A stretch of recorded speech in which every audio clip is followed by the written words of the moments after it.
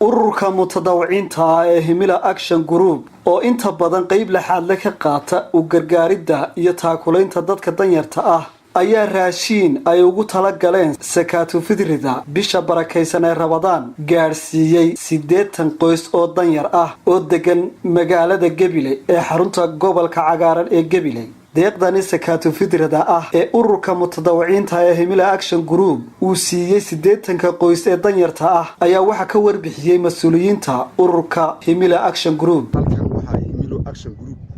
waxa weeye soo gaarsiisay mashruuci labaad oo ah mashruuca sakaatu fidrada loo yaqaano kaas oo ugu tala gashay waxa weeyaan inay siiso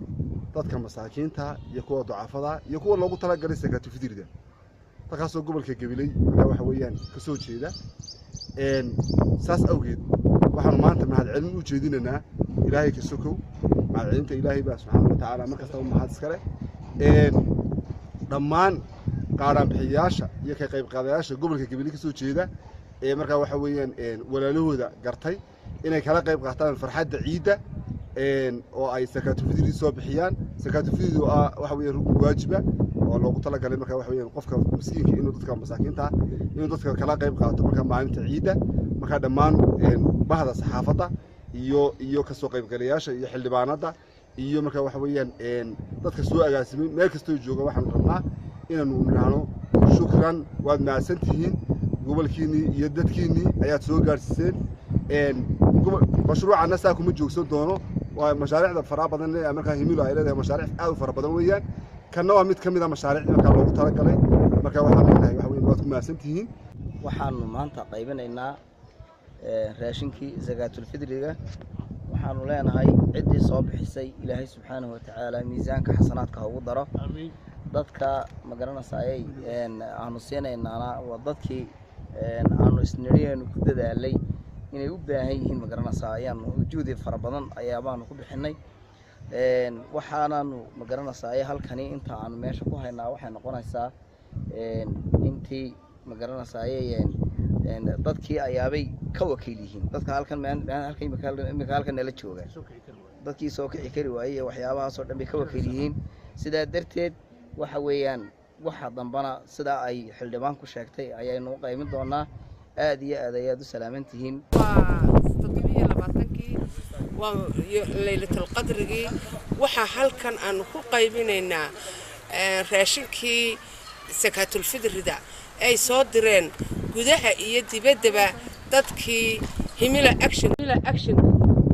oo u qaybinayno dadkeenii danyarta ahaa waxa weeyaan dhowr iyo 70 qof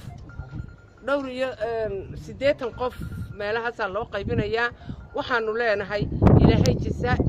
aakhiraha idinku daro waana idinka arkaya intani waa intii example-kii meeshaana u yar waxa qof walba kaar baa la siinaya kaarkaas la tagaya dukaamada uu kaga qaadanaya waana taas sida quruxda badan laan u soo keenay goona garoonkii Meex Stadium halkaanu maanta ku qaybinaynaa waxaananu Ilaahay ka rajaynaynaa sidaad walaalihiin u soo xasuusateen inaydin wax walba ugu xasuusan ilaahayna ajzaakumul khayr aad ilaahayna idinka abaal marin waana wax la idinku leeyahay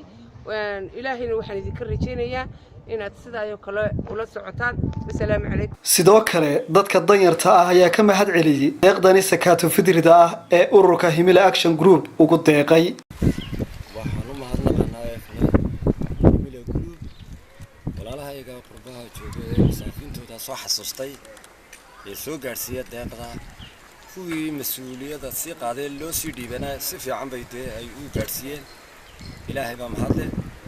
iyaguna aad baan ugu soo ducaynaa assalaamu calaykum raashinkan aynu soo gaarsiiyay Himila Action Group oo dadka qaybinayana ay mariyeen halka ay ku haboonay cidii loogu tala galay ay u qaybiyeen taad baan ugu mahad celinaynaa Ilaahay iyagana xasanaad iyo ajra ka siiyo ururkaasi meel kasta ay joogaan Himila Groupna aad baan ugu mahad celinaynaa caalamka meel kasta ka joogaan taasoo deeqdaas in ay u soo gaadhay gobolka mas'uuliyiintii loo dhiibanaa halkii ugu haboonayd ay mariyeen hadday horta Ilaahay baa leh marka xigtana dadka deeqda noo soo diray magaranaysa caalamka meel kasta joogaan baa ka joogaan ee la yidhaah Himilo Action Group oo deeqdoodu maanta ma ahayn dhowr jeer horena xitaa ay soo gaadhay degmada oo lagu qaybiyay dadka aad u jilicsan ee baahanna la siiyay aad iyo aad baan horta iyagana ugu mahadnaqanaa mar intaa kadib waxaan leenahay ilaahay dadka waxaa soo deeqay halkii ay wax ka soo saareen ay ka soo bixiyeen ilaahay inuu bedel khayr qabo u geliyo oo ilaahay u buuxiyo ayaan ugu ducaynaynaa anagu آمين ده مر لبعضنا آمين ده مر صدحنا آمين ده إلهي نصدق هاي نجاق بلو ولا ما حد نقلنا رونهنا حل دبانة قبل كا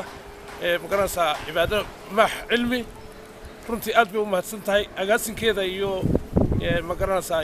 حوله رسينا يوسو أجاسينتي